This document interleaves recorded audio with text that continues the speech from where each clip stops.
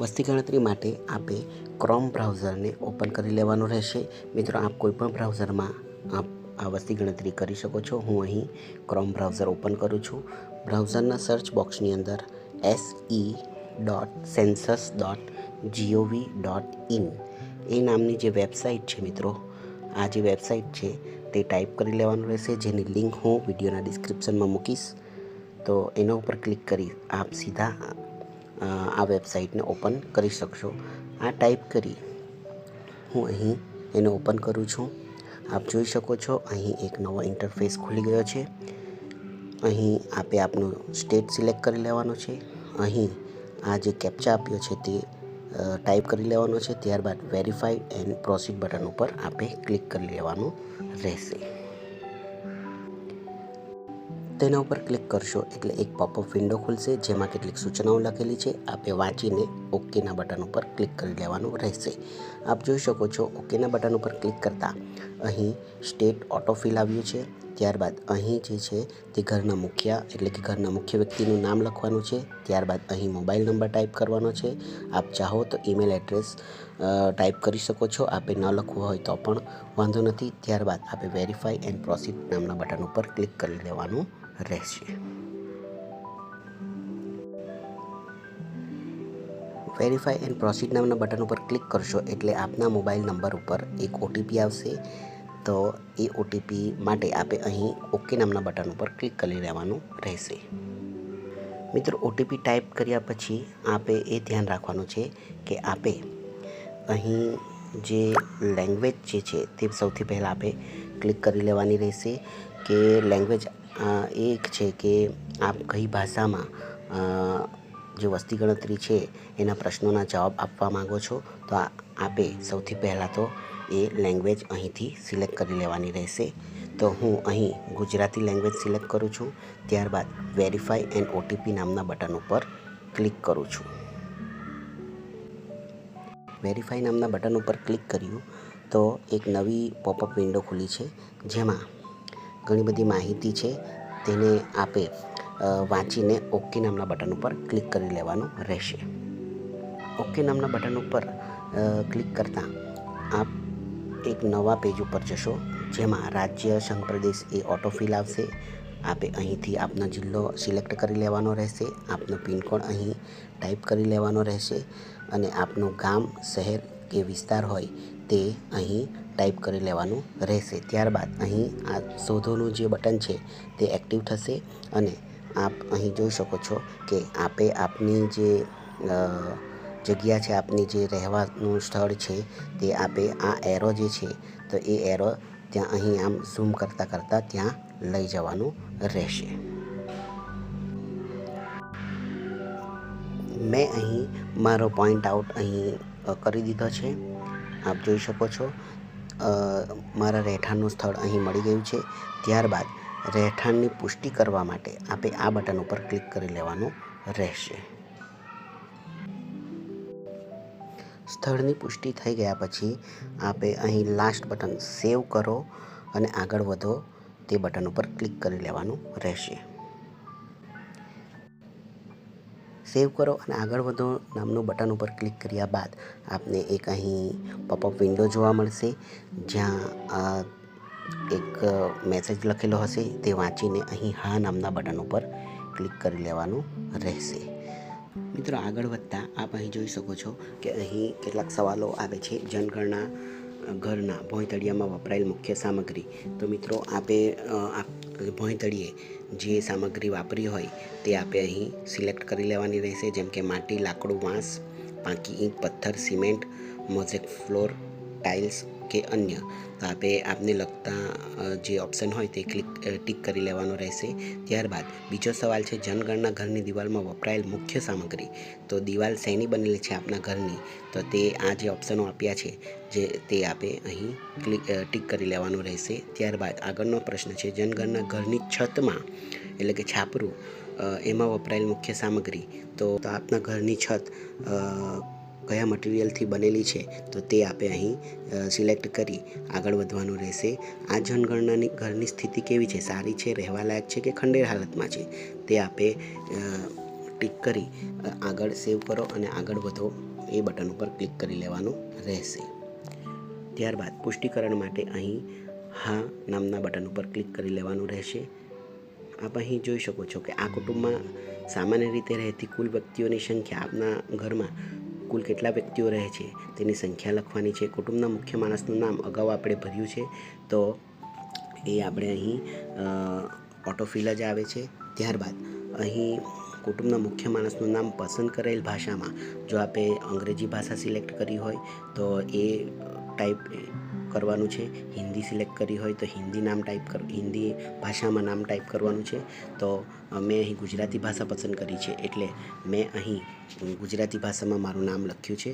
ત્યારબાદ અહીં કુટુંબના મુખ્ય માણસની જાતિ, પુરુષ, સ્ત્રી, ટ્રાન્સજેન્ડર વ્યક્તિ, તો જે હોય તે આપણે સિલેક્ટ કરી લેવાનું રહેશે. ત્યારબાદ અહીં આપની જાતિ, અનુસૂચિત જાતિ એટલે કે SC અને અનુસૂચિત જનજાતિ એટલે કે ST, અને એ બે હોય, બેમાંથી જે પણ હોય તે આપણે અહીં ટિક કરી લેવાનું રહેશે. અને જો બંને ન હોય તો આપણે અન્ય બટન ઉપર ક્લિક કરી આપણે આગળ વધવાનું રહેશે. આ ઘરની માલિકીનો દરજ્જો કોનો છે? તો તમે પોતે માલિક છો, ભાડાનું ઘર છે, પરંતુ બીજે માલિકીનું મકાન છે, ભાડાનું છે અને બીજે માલિકીનું મકાન નથી કે અન્ય, તો આપણે આપની પરિસ્થિતિ મુજબ ક્લિક કરી લેવાનું રહેશે. ત્યારબાદ રહેવાના ઉપયોગમાં આવતા ઓરડાઓની સંખ્યા, તો આમાં અહીં આપણે ઘરમાં રસોડું, ટોયલેટ, બાથરૂમ ગણવાના નથી. બાકીના ઓરડાઓ અહીં ગણીને આપણે અહીં લખી લેવાના રહેશે. આ કુટુંબમાં રહેતા પરણિત દંપતીઓની સંખ્યા, મિત્રો અહીં પરણિત દંપતીઓ છે તો આપના ઘરે પરણિત દંપતી કેટલા રહે છે તો તેની સંખ્યા, માતા પિતા હોય, એના દીકરા વહુ હોય તો 2 આવશે, અને દીકરા વહુ એક જ હોય અને માતા પિતામાંથી કોઈ એક જ વ્યક્તિ હોય તો અહીં એક જ કુટુંબ આવશે. ત્યારબાદ સેવ કરો અને આગળ વધો નામના બટન ઉપર આપણે ક્લિક કરવાનું રહેશે અને પુષ્ટિકરણ માટે હા નામના બટન ઉપર ક્લિક કરી લેવાનું રહેશે. કુટુંબને ઉપલબ્ધ સુવિધાઓ, પીવાના પાણીનો મુખ્ય સ્ત્રોત કયો છે? તો આ જે છે અહીં અહીં જે પણ કોઈ ઓપ્શન હોય તે આપણે વાંચીને અહીં ક્લિક કરવાનું રહેશે. પીવાના પાણીના સ્ત્રોતની ઉપલબ્ધતાનું અંતર, તો પરિસરમાં જ છે કે પરિસરની નજીકમાં જ છે કે દૂરથી પાણી લાવવું પડે છે, તો આપણે અહીં એ સિલેક્ટ કરવાનું છે. પ્રકાશનો મુખ્ય સ્ત્રોત એ કયો છે? તો આપના ઘરે વીજળી હોય તો તે ક્લિક કરવાનું છે. કોઈ કેરોસીનથી દીવો સળગાવતું હોય, કોઈ સોલર ઉર્જા વાપરતું હોય, અન્ય તેલથી કોઈ દીવા સળગાવતા હોય, અથવા અન્ય કોઈ માધ્યમ હોય, અથવા પ્રકાશ નથી કે ઘરે લાઇટ જ નથી એવો પ્રશ્ન હોય તો આપણે જે લાગુ પડતું હોય તેના ઉપર આપણે ટિક કરવાનું રહેશે.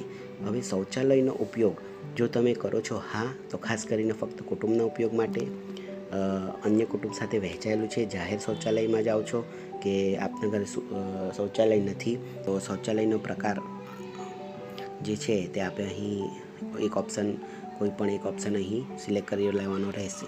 ગંદા પાણીના નિકાલનું જોડાણ, બંધ ગટર, ખુલ્લી ગટર કે ગટર નથી એ પણ આપણે સિલેક્ટ કરવાનું રહેશે. પરિસરમાં સ્નાનગૃહની ઉપલબ્ધતા, તો સ્નાનગૃહ છે કે નથી તે પણ અહીં ક્લિક કરવાનું રહેશે. જ્યારે સ્નાનાગૃહ છે તો અહીં છત વિનાનું છે કે છતવાળું છે એ પણ આપણે અહીં બતાવવાનું છે. રસોડું LPG કે PNGના જોડાણની ઉપલબ્ધતા, રસોડું અને LPG એટલે ઘરે બાટલો આવતો હોય તે, અને PNG એટલે ઘરે પાઇપ દ્વારા ગેસનો પુરવઠો મેળવતા હોય તે અહીં આપણે બતાવવાનું છે. તો અહીં LPG કે PNG જોડાણ છે તો રસોડામાં રસોઈ થાય છે, ઘરની અંદર રસોઈ થાય છે પણ રસોડામાં નહીં, ખુલ્લામાં ઘરની બહાર રસોઈ થાય છે, રસોઈ થતી જ નથી કે બહારથી ખાવાનું મંગાવતા છે તો આપણે અહીં આ રસોઈ થતી નથી એ ઓપ્શન બતાવવાનો રહેશે. ત્યારબાદ રસોઈ માટે ઉપયોગમાં લેવાતું મુખ્ય ઈંધણ, તો આપ કયું ઈંધણ રસોઈ માટે ઉપયોગ કરો છો તે અહીં આપણે બતાવવાનું રહેશે.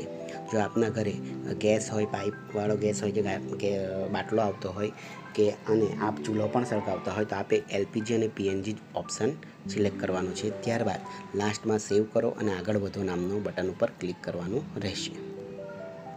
ત્યારબાદ પુષ્ટિકરણ માટે ફરીથી હા બટન ઉપર આપણે ક્લિક કરી લેવાનું રહેશે. ત્યારબાદ આપના ઘરે રેડિયો કે ટ્રાન્ઝિસ્ટર છે તો અહીં મોટે ભાગે મોબાઈલ ફોન આપના પાસે હશે જ, તો આપણે અહીં એ ઓપ્શન ક્લિક કરવાનું રહેશે. ત્યારબાદ અહીં નાનો પણ ઓપ્શન છે, ટેલિવિઝન ઘરમાં ટેલિવિઝન છે કે કેમ, અને તેના જો ટેલિવિઝન હોય તો દૂરદર્શન છે કે અન્ય DTH ચેનલ આપે ખરીદેલું છે, કેબલ કનેક્શન છે, અન્ય કોઈ છે કે ઘરે ટેલિવિઝન નથી, તો તેનો પણ અહીં ના ઓપ્શન આપેલો છે. આપ ઇન્ટરનેટનો ઉપયોગ કરો છો તો લેપટોપ, કોમ્પ્યુટર પર, મોબાઈલ, સ્માર્ટફોન પર, અન્ય કોઈ ઉપકરણ પર, હા, તો અહીં આ 3 ઓપ્શનમાંથી આપે સિલેક્ટ કરવાનું રહેશે, અથવા તો આપે અહીં નાનું જે ઓપ્શન છે તેના ઉપર ટિક કરવાનું રહેશે. આપના ઘરે કોમ્પ્યુટર કે લેપટોપ છે, હા અથવા ના, એના ઉપર આપે અહીં પ્રશ્નનો જવાબ આપવાનો છે. ટેલિફોન અને મોબાઈલ ફોન, સ્માર્ટફોન, તો આપની પાસે કયું ઉપકરણ છે તે આપે અહીં બતાવવાનું રહેશે. અને એવું તો ભાગ્યે જ હશે કે કોઈના ઘરે મોબાઈલ ના હોય, અને જો ના હોય તો અહીં નાનો ઓપ્શન આપેલો છે. આપના ઘરે સાયકલ, સ્કૂટર, મોપેડ છે કે નથી તે પણ આપણે અહીં બતાવવાનું રહેશે. અહીં આપની પાસે કાર છે, જીપ છે કે વાન છે, તો એ પણ આપણે અહીં બતાવવાનું રહેશે. ત્યારબાદ કુટુંબ દ્વારા ઉપયોગમાં લેવાતું મુખ્ય અનાજ, તો ઘઉં, ચોખા જે કંઈ છે તો તે આપણે અહીં બતાવવાનું રહેશે. આપનો મોબાઈલ નંબર અહીં આવશે જ. ત્યારબાદ આપે સેવ કરો અને આગળ વધો નામના બટન ઉપર ક્લિક કરી લેવાનું રહેશે. ફરીથી પુષ્ટિકરણ માટે હા નામના બટન ઉપર ક્લિક કરવાનું રહેશે. પછી પૂર્વાવલોકન, આપે જે વિગતો ભરી છે તેની અહીં તમામ માહિતી અહીં આવી ગઈ છે, તો આપે એને પૂર્વાવલોકન કરીને અંતિમ સબમિટ બટન ઉપર ક્લિક કરી લેવાનું રહેશે. ફરીથી પુષ્ટિકરણ કરવાનું રહેશે. આ પુષ્ટિ કરશો એટલે અહીં જે નંબર આવ્યો છે, આ જે નંબર આવ્યો છે તે નંબર આપને મળશે.